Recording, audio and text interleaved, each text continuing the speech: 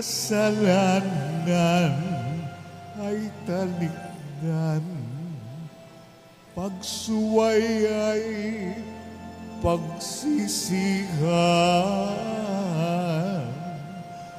maghahari ng lumusan ang poong Diyos na may kapal.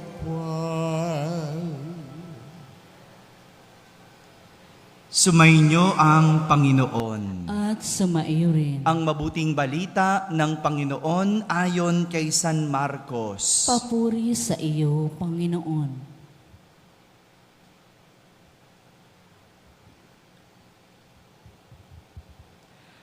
Noong panahong iyon, lumapit ang isa sa mga eskriba kay Jesus at tinanong siya, "Alin pong utos ang pinakamahalaga?"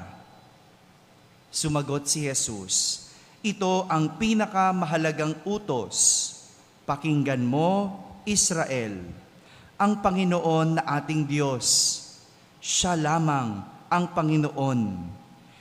Ibigin mo ang Panginoon mong Diyos ng buong puso, ng buong kaluluwa, ng buong pag-iisip, at ng buong lakas. Ito naman ang pangalawa, ibigin mo ang iyong kapwa gaya ng iyong sarili. Wala nang ibang utos na hihigit pa sa mga ito." "Tama po, Guro," wika ng eskriba. "Totoo ang sinabi ninyo, iisa ang Diyos at wala nang iba liban sa Kanya. At ang umibig sa Kanya ng buong puso, buong pag-iisip at buong lakas, at ang umibig sa kapwa gaya ng kanyang sarili ay higit na mahalaga kaysa magdala ng lahat ng handog na susunugin at iba pang mga hain." Nakita ni Jesus na matalino ang kanyang sagot, kaya't sinabi niya, "Malapit ka nang mapabilang sa mga pinaghaharian ng Diyos."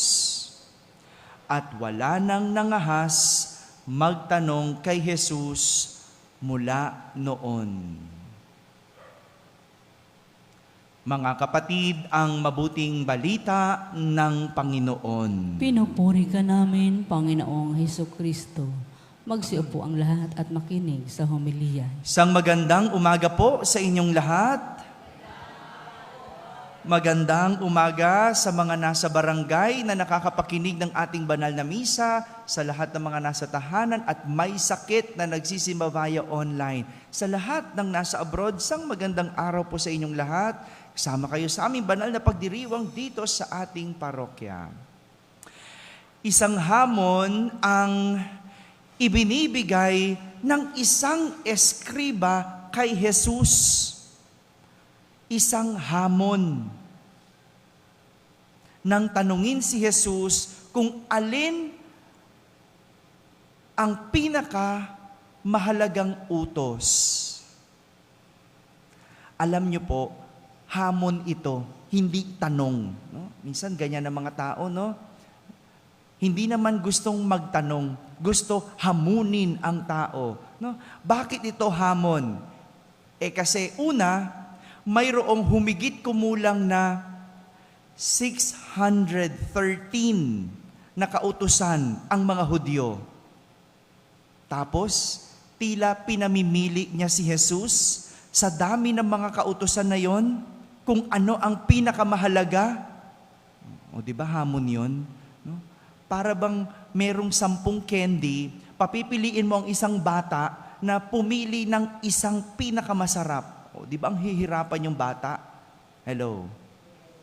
Kayo kaya, no? 613 na batas, papipiliin lang, alin ang pinakamahalaga dyan? O, di ba ang hirap? No? Hamon yon. Hinahamon nila si Jesus. Hinahamon kasi gusto rin nilang hulihin si Jesus. Na kapag namili si Jesus sa 630 na yon, ibig sabihin, yung iba hindi na mahalaga. Di ba, no? Talagang hindi mo alam saan ka lulugar sa mga tao noon eh. No? Pag pinili mo isa, sasabihin sa'yo, so hindi mahalaga, kaya pala hindi mo sinusunod yung iba. Di ba? Malinaw? Ganon, hamon. Kasi pinapapili si Jesus sa dami ng batas. Tinatanong ko, ano ang pinakamahalaga?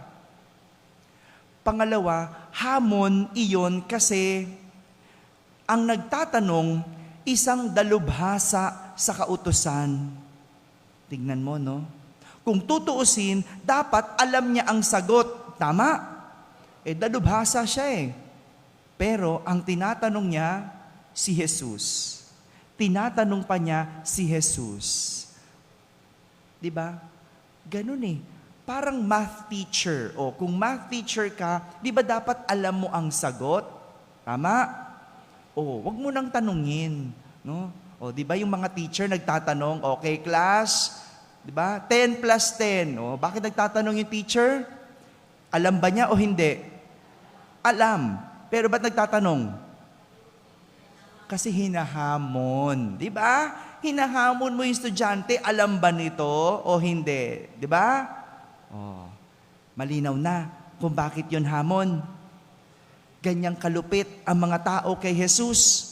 Laging sinusubok, laging hinahamon. Tama? Di ba? Bakit hindi? Ganyan ka din. Ganyan din tayo. Lagi nating hinahamon at sinusubok ang Diyos. Alam mo naman ang sagot na hindi ka papasa sa board exam kasi hindi ka nag-aral. Pero anong hinihingi mo? Hello. Pumasa. Hinahamon mo talaga si Jesus, di ba? Alam mong sagot eh. Pag hindi ka nag-aral, papasa ka ba? Pero ano hinihingi mo sa Diyos? Pag hindi pumasa, ano mangyayari? Galit ka pa sa Diyos. Di ba? Gusto mong yumaman, ano hinihingi mo? Pera. Pero alam mo namang wala kang trabaho at alam mong tamad ka. Hello. Talaga sinusubok mo ang Diyos, no? Lord, kung totoo ka, no? Dapat yumaman ako, maging maganda ang buhay ko. Pero ayaw mong kumilos, ayaw mo mag-aral, ayaw mo magtrabaho, tamad. Alam mong sagot eh, di ba? Hinahamon natin ang Diyos. Ganyan tayo. Gusto mo gumaling sa sakit, pero ayaw mong tumigil sa bisyo. Kanya ng kalupit ang tao. Laging hinahamon at sinusubok ang Diyos. Pero, dahil alam ni Jesus ang kabuuan ng kautusan, alam niya eh. Kabisado niya dahil siya'y masunurin sa Diyos. Dahil kabisado niya ang kautusan, binuod niya ito sa 2 mahalagang utos. Ano yung una? Ang ibigin ang Panginoon mong Diyos ng buong puso, ng buong kaluluwa, ng buong pag-iisip, at ng buong lakas. At ano yung ikalawang mahalagang utos? Ibigin mo ang iyong kapwa gaya ng iyong sarili. Sa 2 kautosang ito, isa lang ang pinupunto ni Jesus. Ang pag-ibig. Sabihin nyo nga po, pag-ibig. Para kay Jesus, mahalaga ang isang kautusan kapag ito ay nagpapakita ng pag-ibig. Yan, ito yung nais ituro sa atin ni Jesus. Pag-ibig. Ito ang nais bigyang diin ni Jesus. Pag-ibig, na sa bawat pagsunod natin sa kautusan, nararapat na may pag-ibig. Parang isang magulang. Sino po mga magulang na dito? Taas niya ang kamay. Yan. Sino po magugulang dito? Taas din ang kamay. No? Hindi, iba pala yun. No? Yung mga magulang, hindi po ba, nagbibigay kayo ng mga kautusan sa anak. Tama? Diba? Nagbibigay kay utos. No? kung ito'y walang pag-ibig, parang pagpapahirap lang ang lahat. Naalala ko, nung bata pa kami, no, ang daming utos ng magulang ko. No? Ang dami, lalo na pag weekend. Anak, walang pasok, tumulong ka sa shop. Gawin mo ito. Kunin mo ito. Ayusin mo ito. Pakikuha mo ito. Ang daming utos. Noon, hindi ko naintindihan ang lahat. At pakiramdam ko, pinahihirapan lang kami. Pinahihirapan lang ako. Kasi utos ng utos. Lalo na yung tatay ko. Ang lapit-lapit lang ng tsinelas, papakuha pa. No? Ganun yung tatay ko. Yan, nanonood yan. No? Nanonood, gano'n. No? Parang feeling mo, pinahihirapan ka. Kasi walang pag-ibig. Hindi ko pa alam noon ang pagsunod na may pag-ibig. Ngayon, na malaki na ako, nakita ko, kaya pala kami inuutusan para matuto kami. Kaya pala pinagagawa iyon para magtanda kami. Kaya pala inagawa iyon para maging masipag kami. No? Yung utos, yung kautusan, paraan para magturo. At ginagawa yun ng magulang ng may pag-ibig. Kung ginagawa at sinusunod ko yun ng may pag-ibig, hindi yun mabigat. Hindi yun pagpapahirap. Pero dahil hindi ko alam na may pag-ibig, pakiramdam ko na pahihirapan. Kaya nga ngayong malaki na ako na ngayon na nag-uutos. No? Ako na ngayon, ang maraming kautusan sa aking mga magulang, sa mga magulang. No, ma, hindi ka pwede niyan. Ma, bawal yan. Ma, no? Yung nanay ko, pakiramdam niya, pinahihirapan ko siya. No? Baliktad na, no? Kasi siguro hindi niya nare-realize, mahal ko siya. Gusto mo ba pakainin kita ng pakainin ng ganyan? Diba? Para humaba pa buhay mo. Pero pakiramdam na magulang, pinahihirapan ako ng anak ko. Yung nanay ko kasi lakwatsera. No? Lagi ko sasabi, ma, bawas-bawasan mo yung paglalakwatsa mo. Pag hindi importante, huwag ka muna naman lumabas. No? Kasi, siyempre, malayo ka, nag-aalala ka, kung saan sa magpupunta, kung mapahamak. Diba? Ginagawa ko yon may pag-ibig. Pero pakiramdam ng nanay ko, no, pahihirapan ako ng anak ko, binabartuli na ako. Yan ma, nahomili na kita. No? Kaya mahirap may anak na pare. No? Ganon, no? Ang kautusan, kapag walang pag-ibig, para lang itong pagpapahirap. Magiging pakiramdam mo, ikaw ay pinahihirapan. Ito na yung review na part. Review. Noong Miyerkules, ano ang ating pinag-aralan? Batas, very good. Kahapon, ano ang ating pinag-aralan? Kapangyarihan, very good. Tingnan nyo. Ang lahat ng ito, batas, kapangyarihan, kapag walang pag-ibig, ikasisira ng tao. Masisira ang tao.